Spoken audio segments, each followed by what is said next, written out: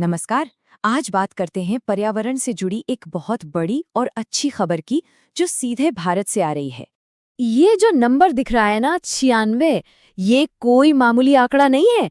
ये है भारत में रामसर साइट्स की नई ऑफिशियल संख्या। कह सकते हैं कि कंजर्वेशन की दुनिया में ये एक बहुत बड़ा मील का पत्थर है। हाँ बिल्कुल, ये नंबर अभी अभी 94 से बढ़कर 96 हुआ है। और वजह वजह है दो बिल्कुल नई साइट्स का जुड़ना। तो फिर देर किस बात की, चलिए जानते हैं इन दो नई जगहों के बारे में।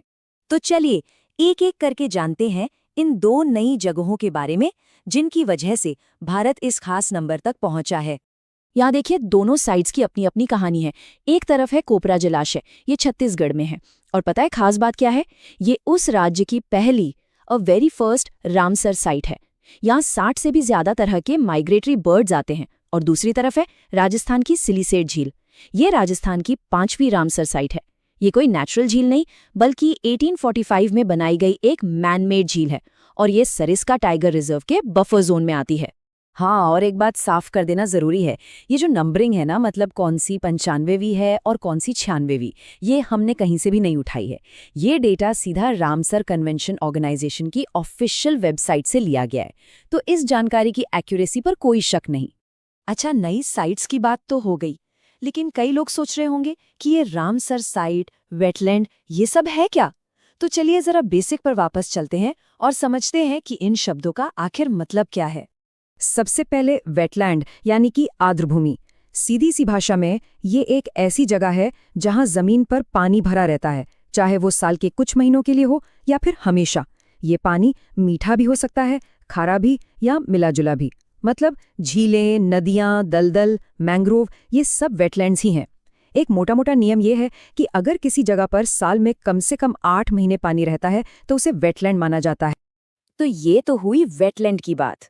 अब सवाल उठता है कि ये रामसर क्या है? देखिए, रामसर कन्वेंशन असल में एक इंटरनेशनल ट्रीटी, एक अंतर्राष्ट्रीय समझौता है। इसका मकसद क्या है? दुनिया भर की इन वेटलैंड्स को बचाना और उनका सही तरीके से इस्तेमाल सुनिश्चित करना। और इसका नाम रामसर इसलिए पड़ा क्योंकि 1971 में ईरान के रामसर शहर में ही इस पर साइन किए गए थे। अगर इसकी हिस्ट्री पर एक नज़र डालें तो 1971 में इसे ईरान में अपनाया गया। 1975 तक ये पूरी दुनिया में लागू हो गया। भारत की बात करें तो 1981 में हमने अपनी पहली 2 साइट्स को नॉमिनेट किया। एक थी चिल्का झील और दूसरी केवलादेव नेशनल पार्क। और फिर 1982 में ये कन्वेंशन भारत में भी फॉर्मली लागू हो गया। तो ये तो थी हिस्ट्री। अब आते हैं आज पर।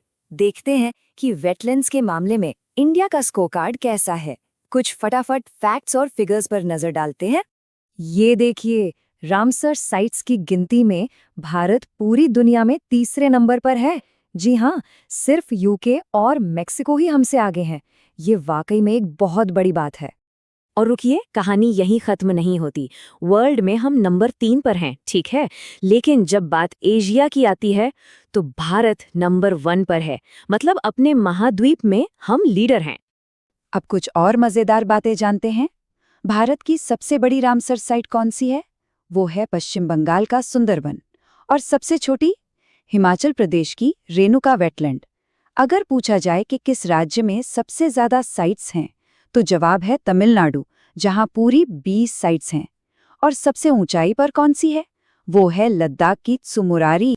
इतनी सारी बातें हो गई साइट्स के बारे में, नंबर्स के बारे में, पर सबसे बड़ा सवाल तो ये है कि आखिर ये वेटलैंड्स हमारे लिए इतने जरूरी क्यों हैं? और अब कॉन्जर्वेशन का फ्यूचर कैसा दिख रहा है? चलिए इसी पर बात करते हैं।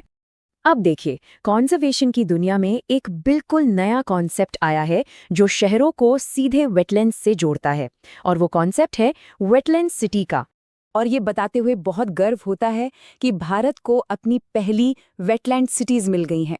ये शहर हैं इंदौर और उदयपुर। ये देश के लिए और इन शहरों के लिए एक बहुत बड़ा सम्मान है। तो अब हम 96 साइट्स पर पहुंच चुके हैं और ये सफर अभी जारी है। ऐसे में भारत के वेटलैंड्स का भविष्य कैसा होने वाला है?